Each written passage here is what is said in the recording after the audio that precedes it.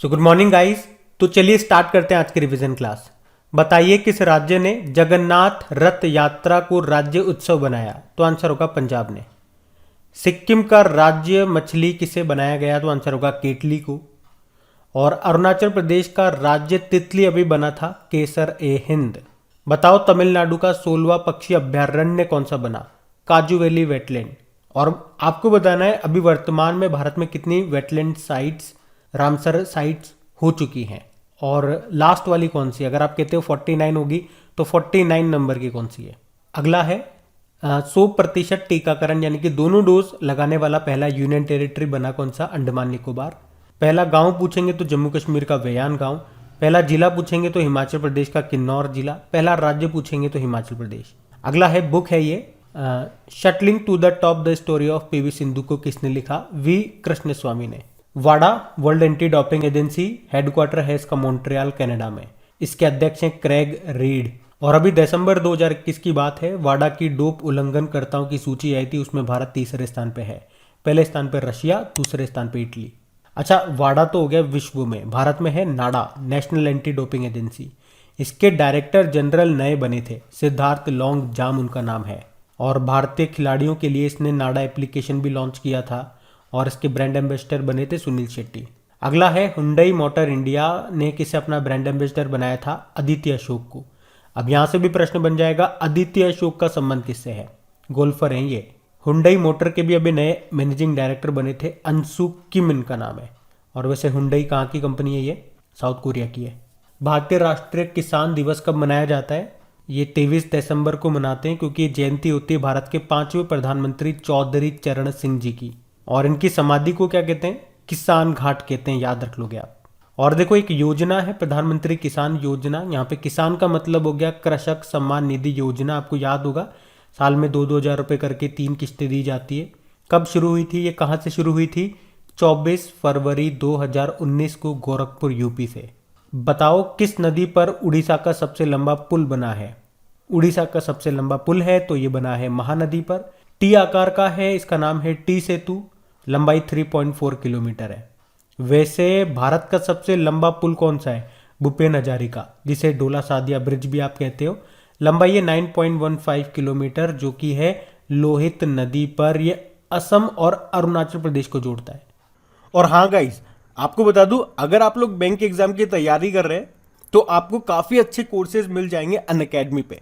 और अगर आपने फाइनली मन बना लिया है एक सुटेबल कोर्स लेने का फ्रॉम अनअकैडमी, तो अब आप देरी मत कीजिए, क्योंकि जल्दी अनअकैडमी पर अब सारे कोर्सेज की प्राइस बढ़ाने की तैयारी चल रही है।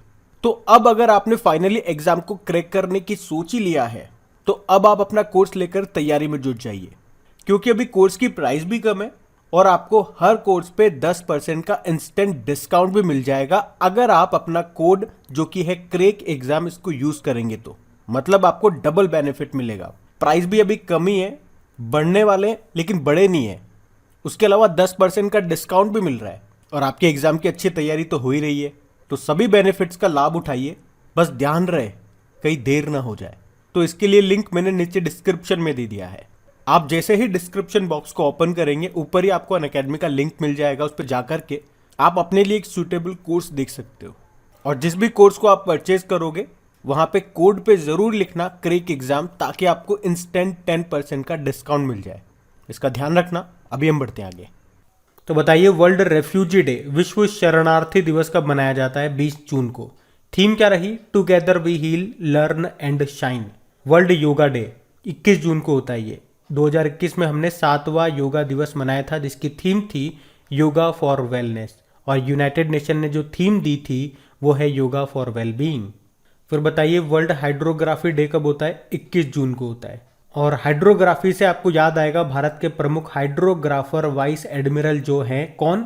विनय बदवार। अभी इनको ब्रिटिश सरकार ने अलेक्जेंडर डेल रिम्पल पुरस्कार से सम्मानित किया है। वर्ल्ड म्यूजिक डे 21 जून को ही मनाते हैं। अंतर्राष्ट्रीय ओलंपिक दिवस 23 जून को मनाया जाता है। और United nation public service day, संयुक्त राष्ट्र लोक सेवा दिवस, ये होता है 23 जून को ही। अंतर्राष्ट्रीय विधवा दिवस कब होता है? 23 जून को। और अंतर्राष्ट्रीय नाविक दिवस, डे ऑफ सी फेयरर, ये होता है 25 जून को। थीम क्या है? Seafarers at the core of shipping's future, नाविक शिपिंग के भविष्य के मूल में। MSME day, micro small medium enterprises दिवस 27 जून को होता है। थीम क्या है? एमएसएमई 2021 की to an inclusive and sustainable recovery.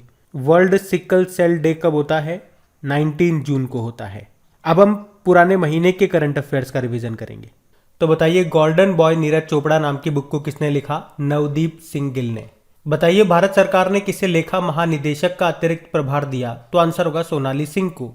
यहाँ पे लेखा महानिदेशक को बोलेंगे अंग्रेजी में CGA, controller general of accounts, और CAG कौन है? गिरीश चंद्र मुर्मू है।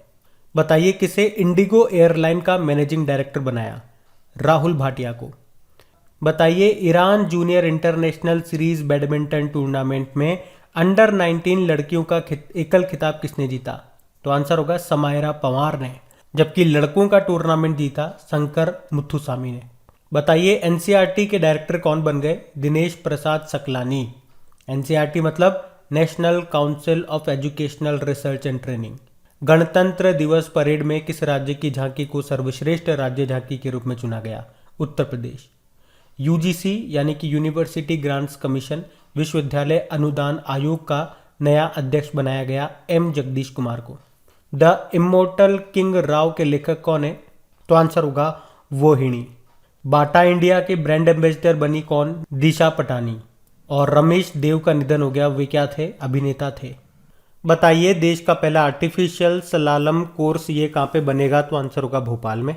1000 वनडे मैच खेलने वाली विश्व की पहली टीम बन गई है भारत। और अभी 1000वां किसके खिलाफ खेला? वेस्ट इंडीज के खिलाफ। देश का दूसरा सबसे ऊंचा राष्ट्रीय ध्वज अभी फहराया गया अरुणाचल प्रदेश में।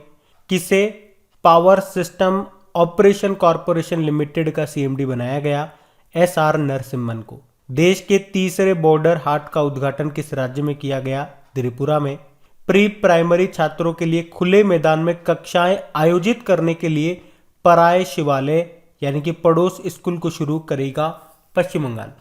अंडर 19 विश्व कप का खिताब किसने जीता? भारत ने इंग्लैंड को हरा करके।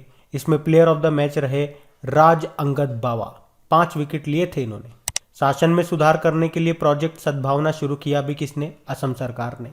बताइए, किस राज्य ने क्लेप कार्यक्रम शुरू किया? क्लेप मतलब हो गया क्लीन अप आंध्र प्रदेश कार्यक्रम, तो आंध्र प्रदेश इसका आंसर होगा। लता मंगेशकर का निधन हो गया, उन्हें किस वर्ष भारत रत्न मिला था? 2001 में। और 2022 में बात करेंगे तो भारत रत्न तो किसी को नहीं मिला, पद्म पुरस्कार मिले थे, जिसमें पद्म विभूषण 4 को मिला है, पद्म भूषण 17 को और पद्म श्री 107 को।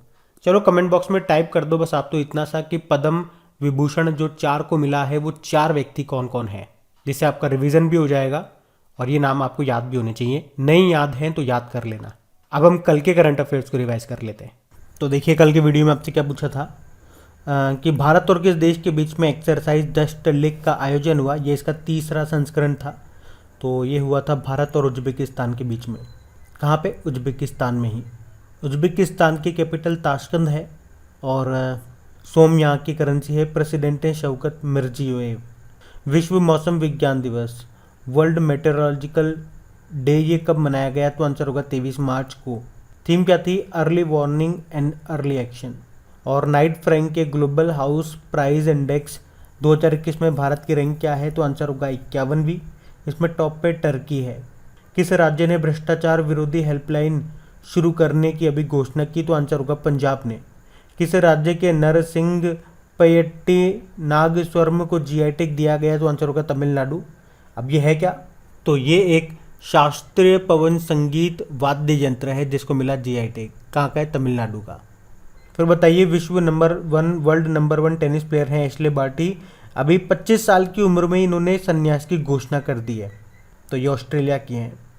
आपको याद होगा 2022 का जो भी ऑस्ट्रेलियन ओपन हुआ था उसमें वुमेन सिंगल का टाइटल इन्होंने जीता था। पिछले साल जो विंबलडन ओपन हुआ था उसमें इन्होंने वुमेन सिंगल का टाइटल जीता था। और उससे पहले यानी कि 2019 में फ्रेंच ओपन में वुमेन सिंगल का टाइटल जीता था।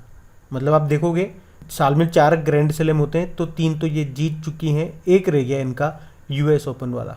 चलिए बताइए, 13वां ग्रीन स्टॉर्म फोटोग्राफी पुरस्कार किसने जीता? तो आंसर होगा मोहम्मद रजा मासूमी ने, ईरान के हैं ये।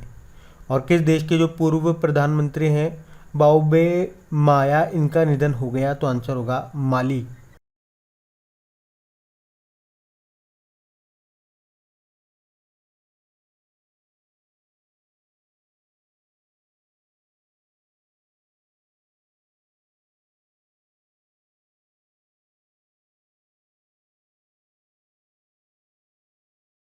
सो गाइज, ये था आज का आपका करंट अफेयर्स का रिवीजन वाला सेशन।